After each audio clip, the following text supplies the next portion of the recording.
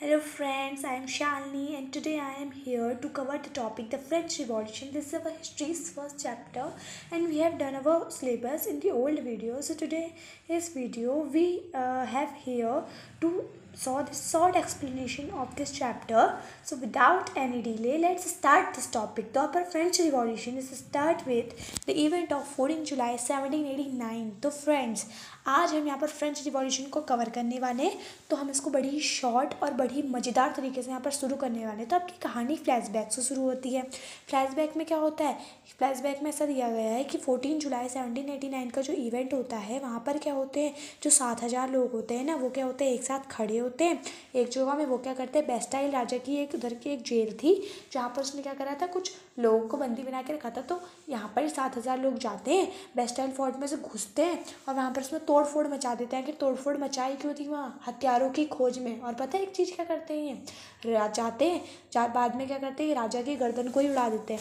आखिर जनता के साथ राजा ने ऐसा भी क्या किया कि जनता ने इतना खतरनाक, इतना हार्श उनकी तरफ कदम उठाया कि उनकी गर्दन ही उड़ा दी। तो चलो फटाफट से समझते हैं कि आखिर क्यों उसकी गर्दन उड़ाई गई। तो अब हम सबसे पहले इसके लिए हमको क्या करना पड़ेगा, पीछे का बैकग्राउंड समझना पड़ेगा, कहानी समझनी पड़ेगी। तो कहानी समझते हैं। तो आपका ये चैप्टर शुरू है French society during 18th century. तो सबसे पहले हम पढ़ते हैं कि आखिर फ्रेंच की सोसाइटी कैसी थी 18th सेंचुरी में। तो मैंने आपके लिए सब कुछ पहले से रेडी रखा हुआ है, तो फटाफट से देखते हैं।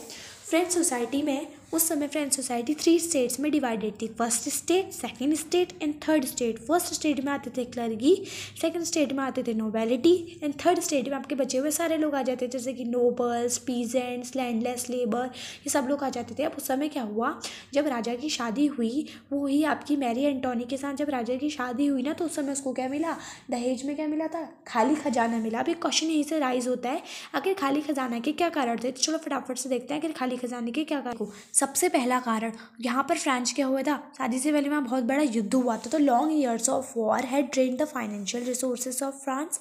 तो यहाँ पर वही लिखा हुआ है कि लंबे समय तक चलने वाले युद्ध की वजह से जो फ्रांस था उसके फाइनेंशियल रिसोर्सेज क्या हो गए थे, खत्म हो चुके थे। The cost of maintaining extravagant courts at the immense of place Versailles. Second point आपका ये कह रहा है कि जो वो इतना हाई फाई महल था उसके खर्चे भी बहुत सारे थे। फिर कह रहा, France help 13 American colonies to gain independent from the common enemy Britain. उनका सबका एक ही मिल के दुश्मन था, वो था ब्रिटेन। तो जो आपकी क्या थी, फ्रांस थी, उसने क्या किया था, 13 अमेरिकन कॉलोनीज़ को भी क्या करवाया था, इंडिपेंडेंट दिलाई थी, आज़ादी दिलवाई थी।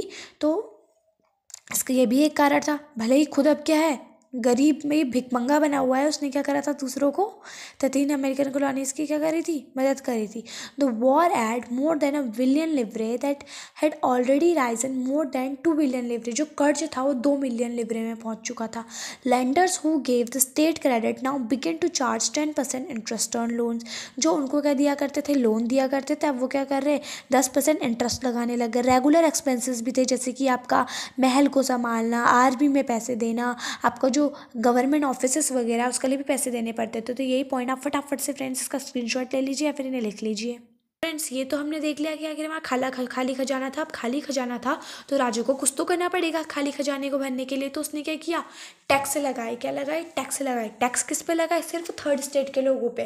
जो तीसरे स्टेट के लोग थे उसमें क्या थे, गरीब से लेकर अमीर सब लोग थे। तो उन्होंने टैक्स किस पे लगाए, राजा बड़ा नाइंसाफ़ी करता था भैया, उसने सिर्फ थर्ड स्टेट के लोगों पे क्या लगाए, टैक्स लगाए।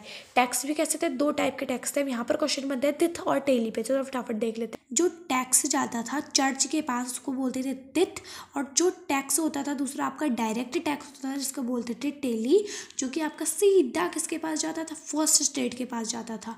अब देखो स्ट्रगल कैसे हुआ सर्वाइव के लिए। फ्रांस में आप देखोगे ना कि सब्सिस्टेंस क्राइसिस की सिचुएशन पैदा हो गई। कैसे हुई, 1715 में पॉपुलेशन फ्रांस की थी 23 मिलियन, और वहीं आपकी 1789 में फ्रांस की पॉपुलेशन बढ़ के हो गई 28 मिलियन। अब अगर आपको इतना तो पता होगा कि अगर आपकी पॉपुलेशन बढ़ेगी तो मांग बढ़ेगी, तो क्या होगा, फूड ग्रेन्स की क्या बढ़ी, डिमांड बढ़ी। पर डिमांड क्या हुई, मीट नहीं कर पा रही थी लोगों की डिमांड जो है वो, मतलब फूड ग्रेन्स की पूरी डिमांड पूरी नहीं हो पा रही थी। देखो, this lead to the rapid increase in demand of food grains. जो प्रोडक्शन था ना वो उतना नहीं हो पा रहा था जितनी डिमांड हो रही थी प्रोडक्शन की। अब देखो, अब इससे क्या हुआ, जो प्राइजेस थे वो बढ़ गए ब्रेड के, ठीक है, जो कि फ्रांस की स्टेबल डाइट है। ब्रेड एक रोटी होती है। Gap between poor and rich winded, अमीर और गरीब के बीच का क्या हुआ, फ़र्क बहुत बढ़ गया। ठीक है। इसी तरह सब्सिस्टेंस क्राइसिस का भी हुआ है। देखो आप फटाफट से पढ़ लीजिएगा क्योंकि हमको वीडियो बहुत लंबी नहीं क्लास निकल कर आई। आखिर मिडिल क्लास आसमान से टपकी थी? बिल्कुल भी नहीं। जो आपकी मिडिल क्लास थी ना, वो इन्हीं लोगों से बनी थी। जैसे कि अब लोगों के पास जब पैसे आए, जब उनके पास पैसे आए तो लोगों ने एजुकेशन प्राप्त की। एजुकेशन कैसे प्राप्त की? उन्होंने क्या किया, ओवरसी ट्रेड करा। कि समुद्र के आर पार जाके जो बिजनेस करते हैं उसको बोलते हैं ओवरसी ट्रेड। तो लोगों ने ओवरसी ट्रेड करा, जैसे कि मैन्युफैक्चरिंग ऑफ गुड्स करी, है ना। अब यहाँ पर इनके दिमाग में इनके आइडियाज़ क्या थे, देखो इनके विचार क्या थे मिडिल क्लास के। They believed that no group society should be privileged by birth.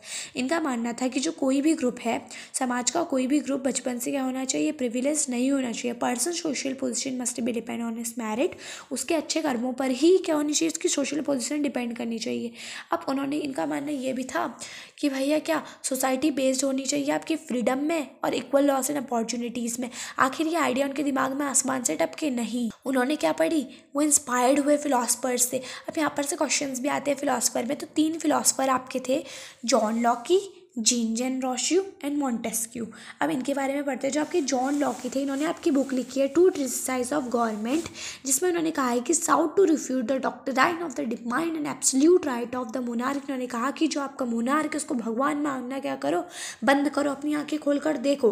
दूसरे आपके थे जीन जेन रोस्यू। इन्होंने लिखी आपकी social contract, form of government based on social contract between people and their representative, equal voting democratic government. उन्होंने कहा कि जो आपकी गवर्नमेंट है वो क्या होनी चाहिए और जो लोग हैं उनके बीच में क्या होना चाहिए, एक सोशल कॉन्ट्रैक्ट होना चाहिए। वहीं आपके मॉन्टेस्क्यू तीसरे थे आपके फिलोसफर।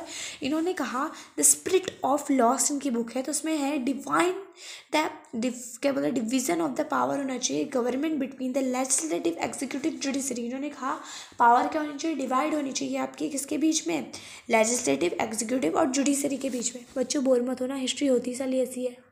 मेरा पल्ला भी ऐसे ही पड़ा है, मैं भी 9 में पढ़ने वाली हूँ, मुझे भी पता है, मेरे भी पेपर है। कोई बात नहीं, हम आपको पेपर भी दिखाएंगे अभी एक, जिसमें से आपके कुछ ना कुछ क्वेश्चन तो बनेंगे ही बनेंगे। अब देखो, अब इन आइडियाज़ के क्या इम्पैक्ट हुए। देखो the ideas of this philosophers were discussed intensively in salons, coffee houses and spread among people through the books और न्यूज़पेपर से ये लोगों के बीच में फैलने लगी। This were frequent read allowed in groups for the benefits of those who could not read and right. अब इससे फ़ायदा ये हुआ, जो लोग क्या कर सकते थे, लिख नहीं सकते थे, सुन नहीं सकते थे, उनका फ़ायदा हुआ। अब देखो, Louis 16 plan to impose further taxes to be able to meet the expense of the state generated anger and protest against